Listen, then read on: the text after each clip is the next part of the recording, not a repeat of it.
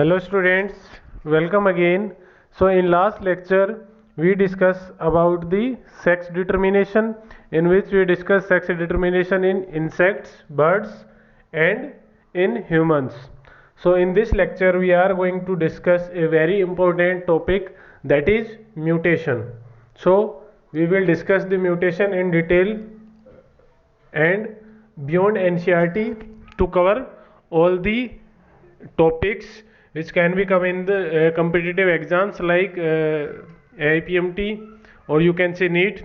ठीक है, तो मीन्स म्यूटेशन को हम एनसीईआरटी से बियॉन्ड जाके स्टडी करेंगे, क्योंकि उसमें बहुत कम दे रखा है और जो क्वेश्चन की रेंज है वो ज़्यादा आती है आपके म्यूटेशन से. तो हम इसको थोड़ा सा डिटेल में देखेंगे. ठीक है, क्लियर है. तो जो आपका म्यूटेशन है, सबसे पहले उसको डिस्कवर किसने किया था? हुगो डी वेराइज ने 1880 में. ठीक है, जो आपके डच बोटनिस्ट थे हुगो डी वेराइज, उन्होंने सबसे पहले म्यूटेशन को डिस्कवर किया था. ठीक है, क्लियर है क्या mutation? It is a sudden stable discontinuous and inheritable variation which appear in organism due to permanent change in their genotype. ठीक है, क्लियर है. सिंपली अगर म्यूटेशन पूछे तो म्यूटेशन है क्या? It is the sudden change in the genotype which results in the change in phenotype. ठीक है, कि अगर हमारे जीनोटाइप के अंदर या किसी भी ऑर्गेनिज्म के जीनोटाइप के अंदर सडनली चेंज आता है, उससे उस ऑर्गेनिज्म का फिनोटाइप में भी चेंज आएगा, तो उस चेंज को क्या बोलेंगे? म्यूटेशन. ठीक है, क्लियर है. म्यूटेशन से क्या आती हैं? आपकी वेरिएशंस आती हैं. वो वेरिएशंस हार्मफुल भी हो सकती हैं और आपका बेनिफिशियल भी हो सकती हैं. ठीक है, क्लियर है. मीन्स म्यूटेशन से क्या आएगा? वेरिएशंस आएंगी. ठीक है, क्यों? क्योंकि हमारे जीनोम में भाई सीक्वेंस में चेंज आएगा तो वेरिएशन तो आएगी. अब वो वेरिएशन हार्मफुल भी हो सकती है और बेनिफिशियल भी हो सकती है. अगर वो बेनिफिशियल होगी तो वो इवोल्यूशन को स्पीड अप करती है. ठीक है, इंजन की तरह काम करती है इवोल्यूशन में. अगर वो बेनिफिशियल है मीन्स उससे स्पीड तेज हो जाएगी इवोल्यूशन की. क्यों? क्योंकि म्यूटेशन है वो सडन चेंज है, एकदम से चेंज आता है, जबकि इवोल्यूशन को नेचुरल प्रोसेस से होने में हजारों करोड़ों साल लग जाते हैं इवोल्यूशन की प्रोसेस में. ठीक है, क्लियर है. तो म्यूटेशन क्या है? It is the sudden stable and heritable change in the genotype of organism which results in the change in phenotype of that organism. ठीक है, क्लियर है. सबसे पहले डिस्कवर किसने किया? Hugo de varies. 1880 में इन्होंने म्यूटेशन थ्योरी भी दी थी, वो भी इन्होंने दी थी ह्यूगो डी वेराइज ने. ठीक है, इनको फादर ऑफ म्यूटेशन भी बोला जाता है. अब बात आगे करते हैं थोड़ा. तो जो आपका म्यूटेशन है वो दो तरह की है. मेनली हम उसको दो कैटेगरी में डिवाइड करते हैं. फर्स्ट है आपका स्पॉन्टेनियस म्यूटेशन. ठीक है, क्लियर है. अगर जो आपका म्यूटेशन है आपकी बॉडी के अंदर, किसी भी ऑर्गेनिज्म की बॉडी के अंदर नेचुरली हो रहा है. ठीक है, अगर नेचुरली हो रहा है विदाउट इंड्यूस मीन्स किसी के इंडक्शन के बिना अगर अपने आप म्यूटेशन हो रही है तो उसको बोलते हैं स्पॉन्टेनियस म्यूटेशन. क्या बोलेंगे उसको? Spontaneous mutation. ठीक है. सेकंड है आपका इंड्यूस्ड म्यूटेशन. इंड्यूस्ड म्यूटेशन क्या होगी कि कुछ आपके एजेंट्स होते हैं जिसके थ्रू म्यूटेशन कोज होती है. ठीक है, वो केमिकल हो सकते हैं, फिजिकल हो सकते हैं या बायोलॉजिकल एजेंट भी होते हैं. ठीक है, उनके थ्रू अगर म्यूटेशन होती है तो उस म्यूटेशन को बोलेंगे इंड्यूस्ड म्यूटेशन. ठीक है. When numerous physical chemical agent are used to increase the frequency of mutation, they are called as induced mutation. ठीक है, जब हम म्यूटेशन को इंक्रीज करने के लिए, उसकी जो फ्रीक्वेंसी है उसको इंक्रीज करने के लिए हम केमिकल एजेंट्स का यूज करें या फिजिकल एजेंट्स का यूज करें तो उस तरह की म्यूटेशन को क्या बोलेंगे? Induced mutation. मीन्स हमने उसको खुद से इंड्यूस किया. ठीक है, अपने आप हो रही है स्पॉन्टेनियस म्यूटेशन. अगर हम एजेंट्स की हेल्प से उसको इंड्यूस कर रहे हैं तो वो क्या कहलाएगी? आपकी इंड्यूस्ड म्यूटेशन. ठीक है, क्लियर है. तो जो आपके एजेंट्स हैं दे कैन बी बायोलॉजिकल. ठीक है, जो एजेंट्स म्यूटेशन कोज करते हैं उनको बोलते हैं म्यूटाजेंस। ठीक है, क्या बोलते हैं? म्यूटाजन। ठीक है, mutagen is the agent which cause mutation. ठीक है, और जो कोज करने की जो प्रोसेस है उसको बोलते हैं म्यूटाजेनेसिस। तो mutagenesis is a process in which mutagens cause the mutation. ठीक है, और जो म्यूटाजन है, जो आपका म्यूटेशन कोजिंग एजेंट है, वो आपका केमिकल भी हो सकते हैं, फिजिकल भी हो सकते हैं, ठीक है, और आपका बायोलॉजिकल भी हो सकते हैं। ठीक है, क्लियर है? तो अगर हम थोड़ा थोड़ा इनको डिटेल में देखें तो फिजिकल में कौन आता है आपका? आपकी गामा रेज। ठीक है, गामा रेज है, एक्स रेज है, कॉस्मिक रेज है। ठीक है, ये सब क्या कर सकती है? क्रोमोजोम एब्रिएशन, मीन्स ये क्रोमोजोम पर अटैक करती है, उसको डिलीट या इन्वर्ट कर सकती है। ठीक है, मीन्स ये जो आपके फिजिकल एजेंट्स होते हैं, फिजिकल म्यूटेशंस है, ये इसमें कौन कौन है आपका? गामा रेज है, एक्स रेज है, कॉस्मिक रेज है, मीन्स ये सारी है आपकी आयनाइजिंग रेज। ठीक है, क्या है? Ionizing rays. और जो आपकी गामा रेज है उसको प्लांट के अंदर म्यूटेशन करने के लिए यूज किया जाता है मोस्टली। ठीक है, क्लियर है? इसी में आपका एक और आती है यूवी रेज। ठीक है, अल्ट्रावायलेट जो रेज होती हैं वो है आपका यूवी रेज। ठीक है, ये नॉन आयनाइजिंग कैटेगरी में आएगी। ठीक है, ये क्या कर सकती है? हमारे अंदर, ह्यूमंस के अंदर कैंसर भी कॉज कर सकती है। ठीक है, क्यों? क्योंकि ये जीन को अटैक करती है, ये न्यूक्लियोटाइड जो होता है उसकी सीक्वेंस को डायरेक्ट अटैक करती है, मीन्स ये पॉइंट म्यूटेशन है उसको कॉज करती है आपकी यूवी रेज। क्यों? क्योंकि जो डीएनए है उसकी जो एब्जॉर्प्शन फ्रीक्वेंसी है वो है 260 नैनोमीटर, और जो आपका यूवी रेंज की, जो आपका यूवी रेंज है, अल्ट्रावायलेट रेंज, उस रेंज है, उसकी भी जो रेंज है वो 260 नैनोमीटर है। ठीक है, तो जो आपका डीएनए होता है वो यूवी रेज को एब्जॉर्ब कर सकता है, और जो अब उसको एब्जॉर्ब करेगा तो जो यूवी रेज है वो जीन लेवल पे, न्यूक्लियोटाइड लेवल पे उसको अटैक करेगी हमारे डीएनए को, और उसके अंदर वो चेंज ला सकती है। ठीक है, तो यूवी रेज जो है, जो अल्ट्रावायलेट रेज है, वो कैंसर कोज कर सकती हैं। ठीक है, क्लियर है? नॉन आयनाइजिंग है आपका। ऊपर तीन जो हमने डिस्कस की वो क्या है आपका? Ionizing rays. ठीक है, फिर केमिकल की बात करें तो आपका कई केमिकल म्यूटेशंस होते हैं, जैसे आपका इंटरकैलेटिंग केमिकल्स होते हैं, जो सपोज आपका ये एक डीएनए का स्टैंड होता है। ठीक है, तो वो डीएनए के स्टैंड के बीच में आ जाते हैं, इंटर मीन्स बीच में। ठीक है, क्लियर है?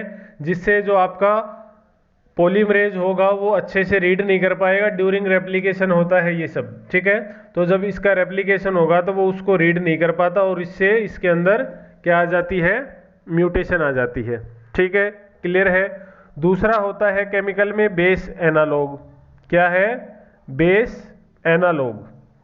ठीक है, बेस एनालॉग में क्या होगा कि ये मिमिक्री करते हैं आपके बेस पेयर की। ठीक है, मीन्स आपका ATGC ये सब क्या है? आपके बेस पेयर हैं। ठीक है, तो इन आपका जो बेस पेयर है उनके जैसा दिखाई देता है ये आपका बेस एनालॉग्स। ये कुछ ऐसे केमिकल्स होंगे जो बेस पेयर की तरह दिखाई देंगे, लेकिन ये एक्चुअल में बेस पेयर नहीं होते। और जो आपका ड्यूरिंग रेप्लिकेशन जब पॉलीमरेज आता है तो वो इनको क्या समझ लेता है? बेस पेयर, और उससे गलती हो जाती है जिससे आपका म्यूटेशन कोज हो जाएगी। ठीक है, क्लियर है? ये है आपका बेस एनालॉग। ये कुछ आपका केमिकल है, एजेंट्स है जिससे आपका म्यूटेशन हो सकती है। इसमें एक आपका होता है कोल्चिसिन। ठीक है, कोल्चिसिन जो है वो पॉलीप्लॉइडी कोज करने के लिए यूज किया जाता है, क्योंकि कोल्चिसिन क्या होता है? स्पिंडल फाइबर, जो आपका स्पिंडल फाइबर बनता है उसकी फॉर्मेशन नहीं होने देता। ठीक है, during cell division spindle fibre की फॉर्मेशन को स्टॉप करता है कौन? कोल्चिसिन। तो स्पिंडल फाइबर फॉर्म नहीं होंगे तो जो आपका क्रोमोजोम है वो सेपरेट नहीं हो पाएंगे। ठीक है, और सेपरेट नहीं हो पाएंगे तो वो एक ही सेल में चले जाएंगे, जिससे उसके अंदर पॉलीप्लॉइडी हो जाती है। ठीक है, क्लियर है? तो पॉलीप्लॉइडी कोज करने के लिए जनरली हम किस केमिकल का यूज करते हैं? कोल्चिसिन का। ठीक है, क्लियर है। फिर आपका आते हैं बायोलॉजिकल। तो बायोलॉजिकल एजेंट्स में आपके कुछ वायरस होते हैं, ठीक है, या कुछ आपका ऐसी सीक्वेंस होती हैं जो हमारे डीएनए के अंदर चेंज कर सकती है। जैसे एक होता है आपका ट्रांसपोजोन्स। क्या होते हैं? ट्रांसपोजोन्स, ठीक है। ये कुछ ऐसी सीक्वेंस होती हैं जो एक जगह पर फिक्स नहीं रहती, ये अपनी जो जगह है वो चेंज करती रहती है। इनको हम जंपिंग जीन भी बोलते हैं, ठीक है। क्या बोलते हैं हम इनको? Jumping gene. मीन्स हमें पता है कि एक क्रोमोसोम जो होता है उस पे एक जीन की स्पेसिफिक लोकेशन होती है जिसको हम लोकस बोलते हैं, ठीक है। तो जो आपके ट्रांसपोजोन्स होते हैं इनकी कोई स्पेसिफिक लोकस नहीं होती, ये जंप करते रहते हैं एक पोजीशन से दूसरे पोजीशन पे, तो जिससे ये क्या कर सकते हैं? म्यूटेशन को कोज कर सकते हैं। तो ये है आपका बायोलॉजिकल म्यूटाजन, ठीक है। तो हमने तीनों का एक एक एग्जाम्पल डिस्कस किया, फिजिकल का, केमिकल का और बायोलॉजिकल का, ठीक है। तो म्यूटाजेंस क्या है? वो एजेंट्स जो म्यूटेशन को कोज करते हैं, ठीक है, क्लियर है। फिर अब देखते हैं कि जो म्यूटेशन है वो किस किस लेवल पे हो रही है, ठीक है। अब देखो सिंपली एग्जांपल लेते हैं, यहाँ मत पढ़ो क्या लिखा है। ये आपका है कोई क्रोमोसोम, ठीक है, इस पे यहाँ कोई जीन है, ठीक है, यहाँ कोई जीन है, यहाँ कोई जीन है, ठीक है, क्लियर है। मीन्स ये क्रोमोसोम है, इस पे हमने 3 जीन मार्क कर दी, आपको 3 पॉइंट्स दिखाई दे रहे हैं, ठीक है। तो अगर म्यूटेशन किसी एक पॉइंट पे हो रही है, मीन्स एक पॉइंट मीन्स क्या है? एक जीन के लेवल पे हो रही है, बाकी का पूरा क्रोमोसोम ठीक है, म्यूटेशन सिर्फ कहाँ हुई? न्यूक्लियोटाइड बेसिस पे, मीन्स जीन पे, ठीक है। जब जीन पे होती है, एक स्पेसिफिक पॉइंट पे होगी म्यूटेशन, तो उसको हम क्या बोलेंगे? जीन म्यूटेशन, या उसको बोलेंगे पॉइंट म्यूटेशन, ठीक है। क्या बोला हमने इसको? पॉइंट म्यूटेशन, ठीक है। अगर म्यूटेशन है वो आपका न्यूक्लियोटाइड लेवल पे हो रही है तो उसको हम बोलेंगे पॉइंट म्यूटेशन, ठीक है, क्लियर है। अब जो आपका पॉइंट म्यूटेशन है उसके भी टाइप है, टोटोमेरिज्म है, ठीक है। टोटोमेरिज्म में क्या होगा? The change pairing of the base of purine with purine and pyrimidine with pyrimidine are due to the phenomena called tautomerism, ठीक है, क्लियर है कि प्यूरिन से प्यूरिन आपका हो रहा है या प्यूरिन से पायरिमिडीन है उसमें चेंज हो रहा है।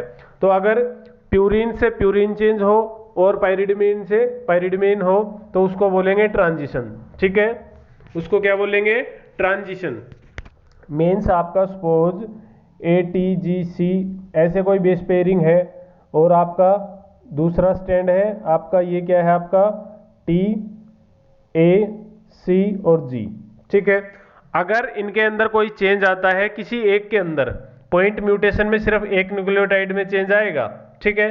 तो अगर आपका प्यूरिन से प्यूरिन चेंज होता है और पायरिमिडीन से पायरिमिडीन चेंज होता है तो उसको बोलेंगे ट्रांजिशन, ठीक है, उसको हम क्या बोलेंगे? ट्रांजिशन। और अगर प्यूरिन से पायरिमिडीन होता है या पायरिमिडीन से प्यूरिन होता है तो उसको बोलेंगे ट्रांसवर्जन, उसको क्या बोलेंगे? ट्रांसवर्जन, ठीक है, क्लियर है। तो आपका प्यूरिन क्या है? एडेनिन और ग्वानिन, तो अगर एडेनिन से ग्वानिन आता है तो आपका क्या है? ट्रांजिशन है, ठीक है। साइटोसिन से थाइमिन आता है, मीन्स C से T चेंज आता, सपोज आपका ये C था, यहाँ पर आकर जुड़ गया T, तो ये है आपका ट्रांजिशन, ठीक है, क्लियर है। और अगर आपका है दूसरा, अगर एग्जांपल ले किसका? ट्रांसवर्जन का, तो इसमें क्या होगा आपका? एक प्यूरिन जो है सपोज आपका है A और वो चेंज किससे हो जाए? C से, एक ही जगह पे C आ जाएगा तो वो हो जाएगा आपका ट्रांसवर्जन, मीन्स प्यूरिन है वो पायरिमिडीन से चेंज हो जाए, ठीक है, क्लियर है। तो ये क्या था आपका? ट्रांसवर्जन, ठीक है। एक और है इसी का, वो है आपका क्या? Frame shift mutation. क्या है? Frame shift mutation. अब फ्रेम शिफ्ट म्यूटेशन में क्या होगा कि आपका होगा तो पॉइंट म्यूटेशन ही, मीन्स एक ही उस पे चेंज आएगा, लेकिन इसमें क्या होता है आपका जो सीक्वेंस है वो पूरी चेंज हो जाएगी सिर्फ एक के कारण, ठीक है। मीन्स आपका ये है ATGCTA, ठीक है, क्लियर है। मीन्स यहाँ पर क्या हुआ, आपका कोई डिलीट हो गया, ये है यहाँ से डिलीट हो गया, जी है वो डिलीट हो गया, तो अब इसकी तो पूरी सीक्वेंस चेंज होगी। मीन्स ये पहले एक कोड ये था और एक कोड ये था। ठीक है, क्लियर है। चलो दोबारा से बनाता हूं इसको एक बार। आपका कोई डीएनए का स्ट्रैंड है, इस पे A T G C T T A G T 1 2 3 4 5 6 7 8 और 9, हमें पता है जो 3 बेस पेयर होते हैं उनसे एक कोड बनेगा। ठीक है, क्लियर है। तो यहाँ पर ये जो सीक्वेंस है इसमें 3 कोड है, ATG, CTT और ATC। ठीक है, क्लियर है। तो सपोज इसमें क्या हुआ, यहाँ से T डिलीट हो गया, तो अब क्या हुआ, T के डिलीट होने से ATG तो ठीक है, अब C है, इसके जगह ये T आ गया और यहाँ पर A आ गया। ठीक है, क्लियर है। और यहाँ बच गया TC। तो मीन्स इसका पूरा सीक्वेंस क्या हो गया, पूरा फ्रेम जो था वो चेंज हो गया। ठीक है, तो इसको क्या बोलेंगे, फ्रेम शिफ्ट म्यूटेशन। क्या बोलेंगे इसको, frame shift mutation. In this type of mutation addition और deletion of a single nitrogenous base takes place. ठीक है, एक सिंगल नाइट्रोजनस बेस है जो आपका उसमें चेंज होगा और उससे जो पूरा फ्रेम है वो शिफ्ट हो जाएगा, उसको क्या बोलेंगे, फ्रेम शिफ्ट म्यूटेशन। ठीक है, क्लियर है। फिर है आपका क्रोमोजोमल म्यूटेशंस। अब तक हमने किस पे बात की, जीन म्यूटेशंस पे, कि जीन के अंदर मीन्स अगर एक आपका नाइट्रोजनस बेस है उस पे चेंज आता है तो कैसी म्यूटेशन होगी। अब हम बात कर रहे हैं क्रोमोजोम के लेवल पे। ठीक है, कि क्रोमोजोम पर अगर आपका है तो क्या होगा। ठीक है, तो क्रोमोजोमल एब्रेशंस में हम क्या स्टडी करते हैं कि किस लेवल पे होगी आपकी, क्रोमोजोम का कोई पार्ट है वो डिलीट हो जाए, इंसर्ट हो जाए, डुप्लीकेट हो जाए, ट्रांसलोकेट हो जाए, वो सब हम इसके अंदर देखेंगे। ठीक है, इसको समझाने के लिए एक और मैं आपको एक बेटर पिक दिखाता हूँ। ठीक है, जिससे आपको इजीली क्लियर हो जाएगा। ये देखो आपका, ये है एग्जाम्पल किसका, फ्रेम शिफ्ट म्यूटेशन का। ठीक है, सॉरी उसका क्रोमोजोमल एब्रेशंस का। तो अब क्रोमोजोमल एब्रेशंस में क्या है, एक तो है आपका डिलीशन। फर्स्ट क्या है, डिलीशन, कि क्रोमोजोम का जो पार्ट है वो डिलीट हो जाए। ठीक है, तो यहां पर देखो ये क्रोमोजोम क्या है आपका, ABCDEF। ठीक है, क्या है, ABCDEF, ये सीक्वेंस है इसकी। इसके अंदर क्या हुआ, चेंज आया और क्या डिलीट हो गया आपका, यहाँ से जो आपका B था वो डिलीट हो गया, अब ये क्या हो गया, ACDEF। मीन्स यहाँ पर क्रोमोजोम का जो B पार्ट था वो डिलीट हो गया। ठीक है, तो इसको हम क्या बोलेंगे, डिलीशन। इसको क्या बोलेंगे, डिलीशन। सेकंड है आपका डुप्लीकेशन, मीन्स क्रोमोजोम का कोई पार्ट डुप्लीकेट हो जाए। ठीक है, कोई पार्ट आपका डुप्लीकेट हो जाए। अब यहाँ देखो सीक्वेंस क्या है, ABC, ये आपका सेंट्रोमियर आ गया, DEF, ABC और DEF।